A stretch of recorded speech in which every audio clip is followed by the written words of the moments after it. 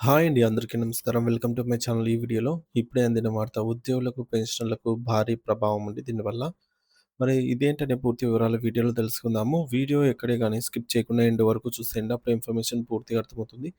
అలాగే వీడియో చూస్తున్న ప్రతి ఒక్కరు వీడియోకి లైక్ చేయండి ఫ్రెండ్స్. ఈ వీడియోని తోటి ఉద్యోగ, పెన్షనర్ మిత్రులతో అయితే షేర్ చేయండి. కొత్తగా మన ఛానల్ చూస్తున్నవారు ఇంకా ఎవరైనా సబ్స్క్రైబ్ చేసుకోకుంటే వెంటనే మన ఛానల్‌ని సబ్స్క్రైబ్ చేసుకోండి. సో, దీని ద్వారా నేను చేసే లేటెస్ట్ వీడియోస్ అన్నీ మీ వరకు రీచ్ అవుతాయి. ఇక ఆలస్యం చేయకుండా వివరాల్లోకైతే వెళ్ళిపోదాము. భారతదేశంలోని మధ్యతరగతి మరియు అట్టడుగు వర్గాలకు చెందిన లక్షలాది మంది వేతన జీవుల జీవితాల్లో పెను మార్పులు తీసుకొచ్చే విధంగా కేంద్ర ప్రభుత్వం ఒక చారిత్రాత్మక నిర్ణయానికి సిద్ధమవుతోంది. దీనికి సంబంధించి కీలక ప్రకటన రాబోయే కేంద్ర బడ్జెట్ ప్రసంగంలో వెలువడే అవకాశం పుష్కలంగా కనిపిస్తోంది. ప్రభుత్వ వర్గాల నుండి అందుతున్న విశ్వసనీయ సమాచారం ప్రకారం ఉద్యోగుల భవిష్య నిధి ఈపీఎఫ్ పథకంలో తప్పనిసరిగా చేరాల్సినటువంటి వేతన పరిమితిని ప్రస్తుతం ఉన్న 15,000ను 25,000కి భారీగా పెంచాలని కేంద్రం తీవ్రంగా యోచిస్తోంది. ఒకవేళ ఈ ప్రతిపాదన కార్యరూపం దాలిస్తే దేశవ్యాప్తంగా ఉన్న కోట్లాది మంది ప్రైవేట్ మరియు అసంఘటిత రంగ ఉద్యోగుల నెలవారీ జీతంపై, అలాగే వారి పదవీ విరమణ తర్వాత లభించే సామాజిక భద్రతపై ఇది అత్యంత లోతైన ప్రభావాన్ని చూపుతుంది. సో, ఈ ప్రతిపాదనపై ఇప్పటికే ముసాయిదా సిద్ధమైనట్టు తెలుస్తోంది. దీనికి తుది ఆమోదం లభిస్తే వచ్చే నెలలో నిర్వహించబోయే EPFO central board of trustees సమావేశంలో ఈ అంశాన్ని ఎ ఆహ్, అధికారిక ఎజెండాగా పెట్టి చర్చించనున్నారు. కేంద్ర బడ్జెట్ ప్రసంగం అనేది దేశ ఆర్థిక గమనాన్ని నిర్దేశించే వేదిక కాబట్టి ఆర్థిక మంత్రి ఈ నివేదిక ద్వారానే దేశంలోని శ్రామిక శక్తికి ఈ శుభవార్తను అందించవచ్చని నిపుణులు భావిస్తున్నారు.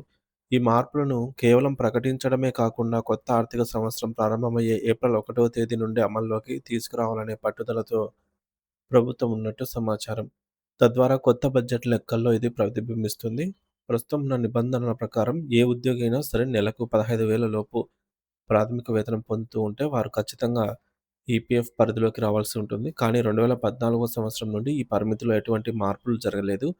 గత 10 ఏళ్ల కాలంలో దేశంలో నిత్యావసర ఆహ్, ధరలు, ద్రవ్యోల్బణం మరియు సగటు వేతనాలు గణనీయంగా పెరిగినప్పటికీ ఈపీఎఫ్ పరిమితి మాత్రం మారకపోవడం అనేక మంది తక్కువ ఆదాయ వర్గాల వారు ఈ సామాజిక భద్రతా పథకానికి దూరంగా ఉండిపోతున్నారు. ఇప్పుడు ఈ పరిమితి 25,000కి పెంచడం ద్వారా కొత్తగా లక్షలాది మంది ఉద్యోగులను ఈపీఎఫ్ కవరేజ్‌లోకి తీసుకురావాలని ప్రభుత్వం లక్ష్యంగా పెట్టుకుంది. తద్వారా దేశంలోని మెజారిటీ కార్మికులకు రిటైర్మెంట్ బెనిఫిట్స్ అందుతాయి. మరి ఈ మార్పు అమల్లోకొస్తే ఉద్యోగుల నెలవారీ ఆర్థిక స్థితిగతుల్లో స్పష్టమైన మార్పు కనిపిస్తుంది. ఎందుకంటే ఈపీఎఫ్ కట్ అనేది ప్రాథమిక వేతనంపై ఆధారపడి ఉంటుంది.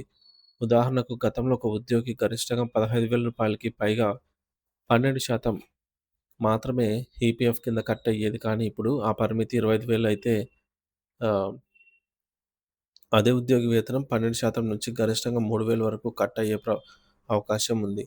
మరి దీనివల్ల ఉద్యోగి ఇంటికి తీసుకెళ్ళే నగదు కొంత తగ్గినప్పటికీ దీర్ఘకాలంలో ఇది ఒక అద్భుతమైన పొదుపుగా మారుతుందని ఆర్థిక నిపుణులు వివరిస్తున్నారు.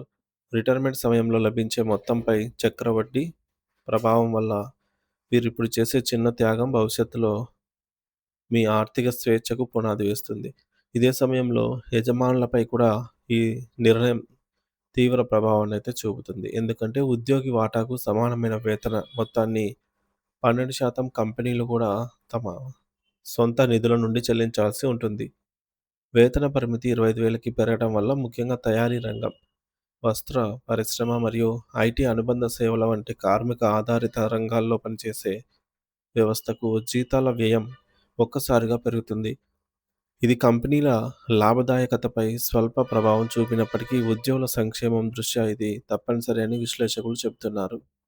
యజమానుల వాటాలో కొంత భాగం నేరుగా పెన్షన్ ఫండ్‌కు వెళ్తుంది. కాబట్టి ఉద్యోగుల పెన్షన్ నిధి కూడా బలోపేతం అవుతుంది.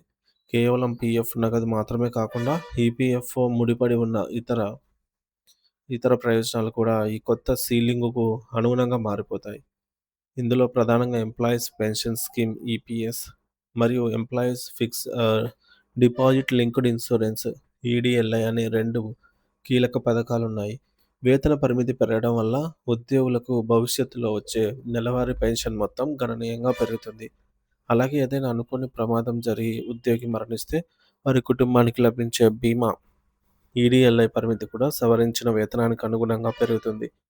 మరి దీనివల్ల ఉద్యోగి యొక్క సామాజిక భద్రత ప్యాకేజీ మొత్తం ఇప్పుడు మరింత పటిష్టంగా మరియు సమగ్రంగా మారుతుంది. ఈ ప్రతిపాదన వెనుక ఒక బలమైన న్యాయపరమైన కారణం కూడా దాగి ఉంది. ఎందుకంటే సుప్రీంకోర్టు ఇటీవల ఈ విషయంలో కీలక వ్యాఖ్యలు చేసింది. దేశంలో జీవన వ్యయం పెరిగినా ఈపీఎఫ్ పరిమితి 10 ఏళ్లుగా మారకపోవడాన్ని గమనించిన అత్యున్నత న్యాయస్థానం వేతన సీలింగ్‌ను సవరించాలని ఈపీఎఫ్‌ను గతంలోనే ఆదేశించింది. కోర్టు నిర్దేశించిన గడువును కూడా సమీపిస్తూ ఉండటంతో ప్రభుత్వం ఈ బడ్జెట్‌లో ఖచ్చితంగా ఈ మార్పును తీసుకొస్తుందని అందరూ భావిస్తున్నారు. 10 ఏళ్ల నిరీక్షణ తర్వాత రూ. 15,000 సీలింగ్ నుండి విముక్తి లభించబోతూ ఉండటం ఉద్యోగ వర్గాల్లో హర్షం వ్యక్తమవుతోంది. మొత్తంగా చూస్తే ఈ నిర్ణయం తక్షణమే మీ చేతికి వచ్చే జీతాన్ని కొంచెం తగ్గించినా మీ వృద్ధాప్యానికి ఇదొక భరోసా కల్పించే అతిపెద్ద ఆర్థిక మలుపుగా అయితే నిలుస్తుందనే చెప్పవచ్చు.